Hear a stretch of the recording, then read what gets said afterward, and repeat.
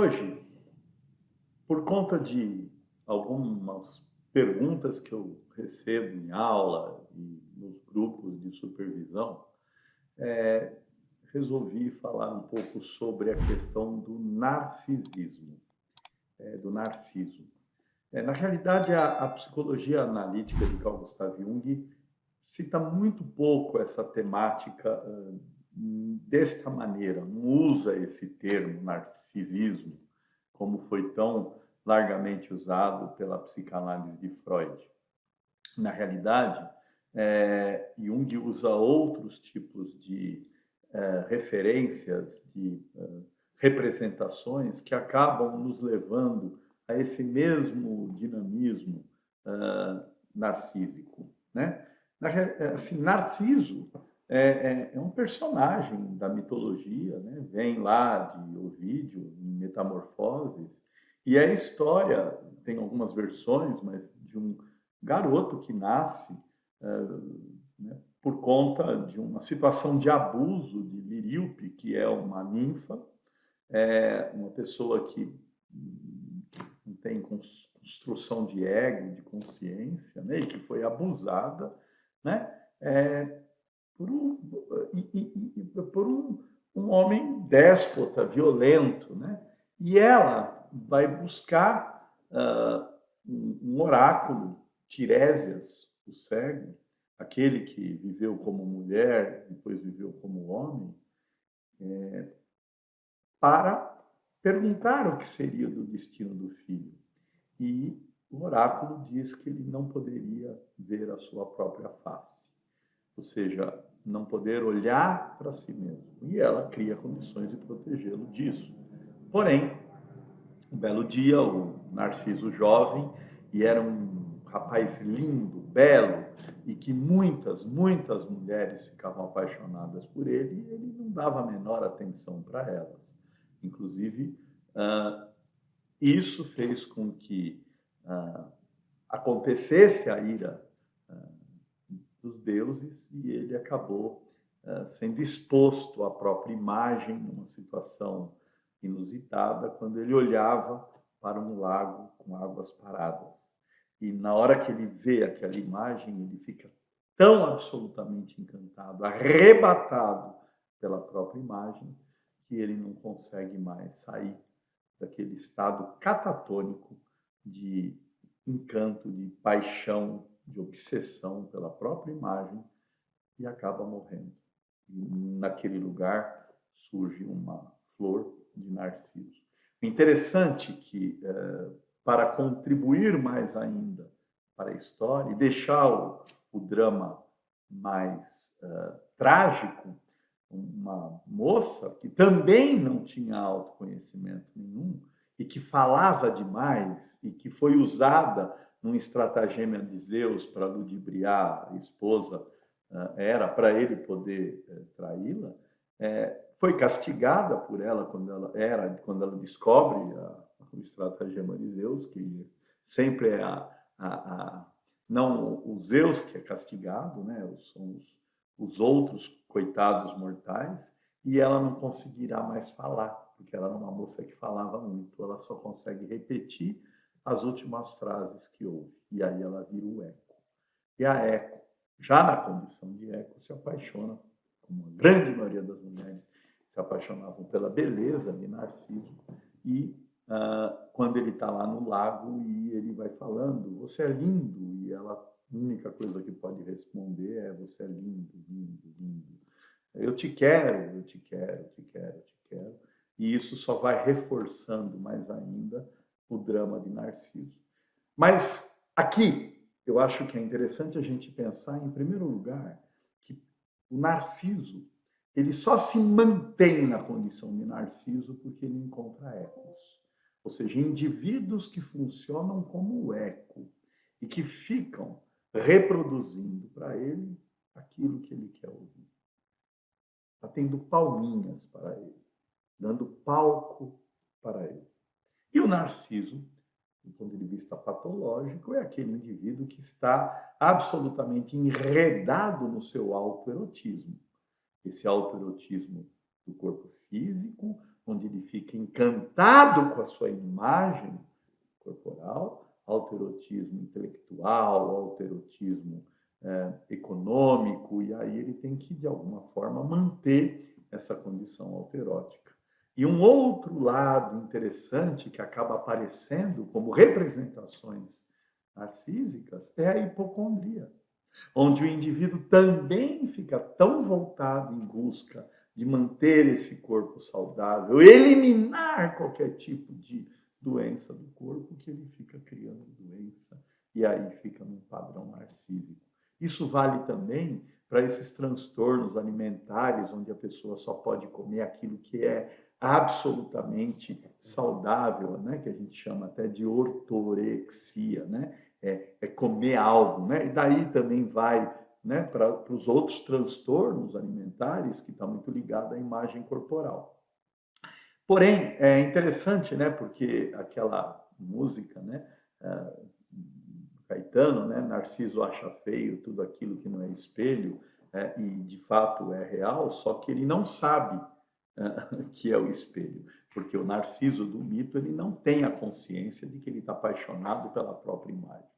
Então, ele está num estágio muito primário do processo narcísico, que era como se o equivalente na psicologia indiana a gente chamaria de um estágio urobórico. Ele está naquela condição da cobra que está comendo o próprio rabo. Ele não rompeu o uroboro para poder ver o mundo, para poder se ver no mundo e se refletir. A palavra reflexão vem daí, é de um espelhamento de si mesmo. É desta ideia que umas vertentes psicanalíticas foram trabalhando, estágio do espelho e essas questões todas. Tudo vem dessa estrutura. Jung não fala do narcisismo, porque ele diz, olha, quando o indivíduo nasce no pleroma, vira a ser indiferenciado. Do pleroma começa a se estruturar a consciência. A consciência é um epifenômeno do inconsciente. O inconsciente é muito mais amplo e detentor de toda a história, de toda a expressão de vida senciente. E à medida que esse consciente vai se diferenciando, né, do inconsciente, vai surgindo o inconsciente pessoal. E quando esse inconsciente, por volta de 2 anos e pouco, com a consciência, ganha uma autonomia reflexiva, é que surge o ego. O ego é o complexo de ego. O complexo de ego, ele começa com a propriocepção, a percepção do corpo, e ele vai, né, dando para o indivíduo a capacidade de refletir e de pensar no futuro, no passado, em si mesmo. A partir daí, ele pode desenvolver, né, a possibilidade da empatia, da gratidão, da alteridade. E aí ele deixa de ser Narciso. Então, no fundo, quando a gente fala em Narciso, a gente está falando de alguém que não conseguiu vivenciar um complexo de ego saudável. Ele está lá com um quadro, né, de transtorno, uma inflação de ego, né, numa egolatria, né, num egoísmo exagerado. Por isso que ele jamais vai conseguir ser altruísta, ter empatia e olhar para o outro. Então, por isso que o Jung não trabalha o tema em si, porque ele está subjacente na própria obra, né, do processo da construção do eu. E o indivíduo saudável, à medida que a sua consciência se expande, ele tem que ter consciência de si mesmo. Então, a partir daí, pegando a metáfora de Narciso dentro de uma vertente da psicologia analítica, ele vai ter que aprender a reconhecer a própria imagem. E permitir que a imagem o reconheça. E agora nós já estamos falando de 2 elementos. Aquele que imagina e o que é imaginado, imaginando o imaginante.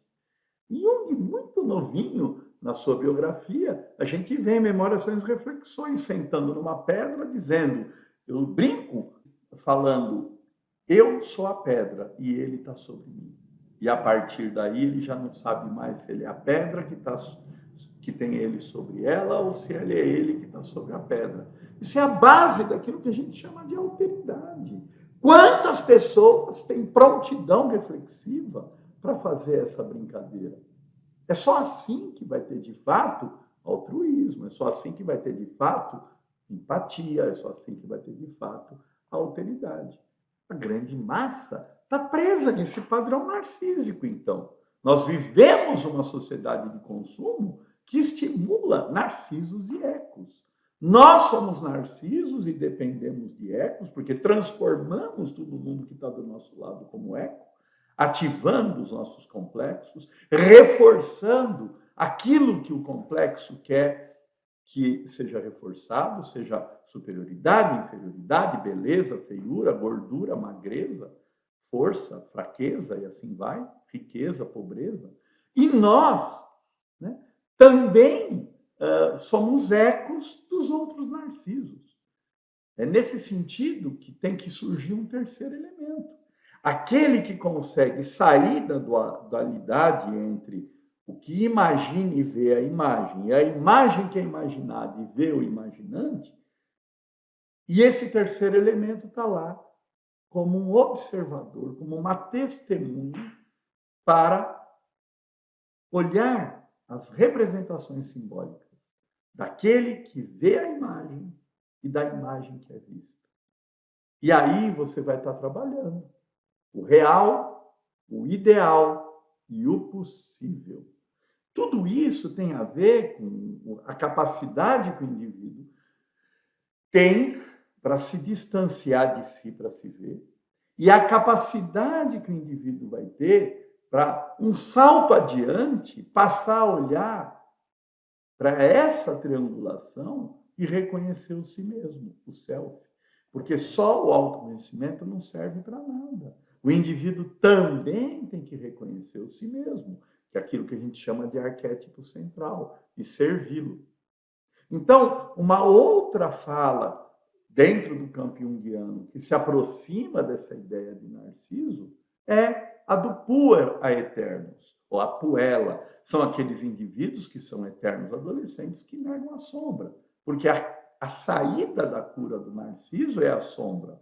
A saída da cura do Narciso é desconstruir a persona, né? E reconhecer a sua totalidade psíquica.